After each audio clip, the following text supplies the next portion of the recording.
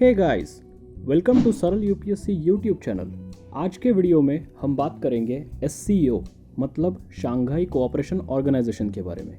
Friends, recently ये Saudi Arabia के cabinet ने SCO की मेंबरशिप में इंटरेस्ट दिखाया है। सो फिलहाल सऊदी अरेबिया SCO में एक डायलॉग पार्टनर के रूप में पार्टिसिपेट करेगा। ये न्यूज़ इसीलिए इम्पॉर्टेंट है क्योंकि पिछले कई सालों से सऊदी अरेबिया US के लिए एक क्लोज एलाय हुआ करता था और रिसेंटली सऊदी अरेबिया का शिफ्ट US से बदलकर चाइना के तरफ देखा जा सकता है। साथ ही साथ सऊदी अरेबिया के इस मूव से जियोपॉलिटिकल सिनेरियो काफ़ी इंटरेस्टिंग हो गया है। तो चलिए पहले देखते हैं ये शांघाई कोऑपरेशन ऑर्गेनाइजेशन या SCO है क्या।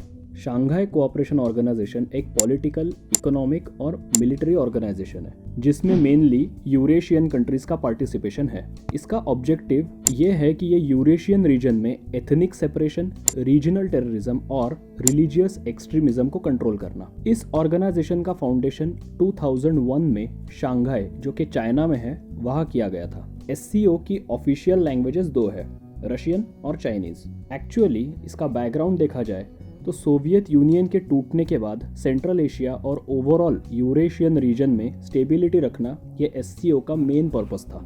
इसीलिए आप देखेंगे कि रशिया एंड चाइना जैसे मेजर कंट्रीज के साथ साथ कजाकिस्तान, किर्गिस्तान और ताजिकिस्तान, जो सेंट्रल एशियन कंट्रीज है, वो भी इसके मेंबर्स थे।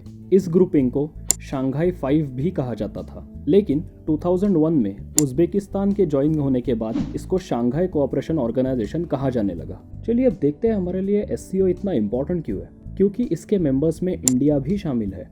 Yes, you heard it right. 2017 में इंडिया एंड पाकिस्तान दोनों SCO के मेंबर्स बने। SCO के टोटल 8 परमानेंट मेंबर्स हैं, जिसमें China, India, Russia, Kazakhstan, Kyrgyzstan, Pakistan, Tajikistan और उज़्बेकिस्तान आते हैं। साथ ही कुछ ऑब्जर्वर स्टेट्स हैं जैसे कि अफगानिस्तान, बेलारूस, मंगोलिया और ईरान।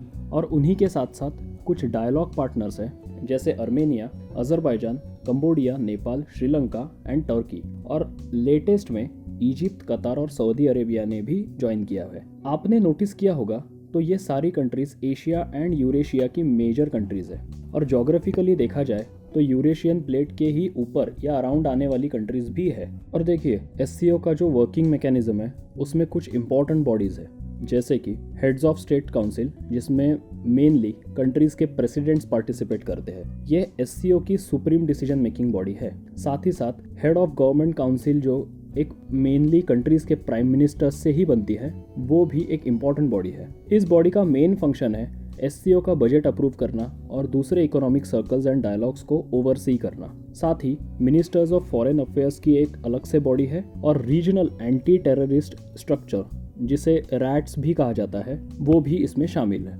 रैट्स का मैंडेट उससे एंटी टेररिज्म, सेपरेटिज्म और एक्सट्रीमिज्म जैसे इवेल्स को कंट्रोल करने की रिस्पॉन्सिबिलिटी देता है। पर अब मेन सवाल ये उठता है कि इस ऑर्गेनाइजेशन को ज्वाइन करने का इंडिया को क्या बेनिफिट है, क्योंकि आखिर हमने चाइना डोमिनेटेड ऑर्गेनाइजेशन को ज्वाइन करने का डिसीजन लिया ही क्यों। तो बेसिकली SCO में काफ़ी सारे सेंट्रल एशियन कंट्रीज का पार्टिसिपेशन है, जो इंडिया के लिए एक मेजर रोल प्ले करता है। इंडिया के एक्सटेंडेड नेबरहुड पॉलिसी के अंडर सेंट्रल एशिया के साथ रिलेशन स्ट्रॉन्ग करना एक क्रूशियल कंपोनेंट है, क्योंकि सेंट्रल एशिया इंडिया के लिए यूरोप और एशिया के बीच एक लैंड ब्रिज का काम करता है। साथ ही साथ Central Asian region natural resources जैसे natural gas, antimony, aluminium, gold, uranium etcetera से लोडेड है, जिसमें से कई मिनरल्स में इंडिया सेल्फ सफिशिएंट नहीं है।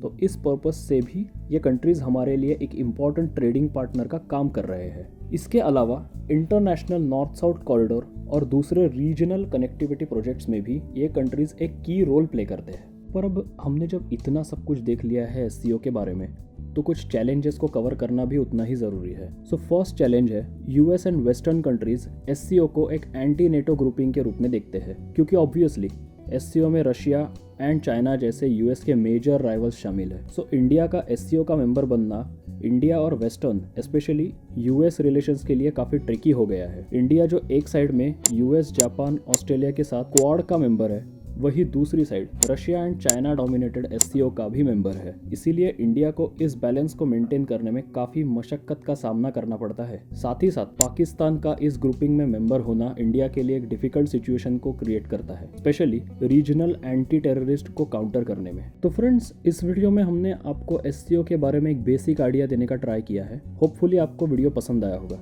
ऐसे ही ऑसम वीडियोस को आगे भी देखने के लिए आप हमारे सरल यूपीएससी के यूट्यूब एंड इंस्टाग्राम चैनल को सब्सक्राइब कर सकते हैं, क्योंकि अब यूपीएससी होगा और भी सरल।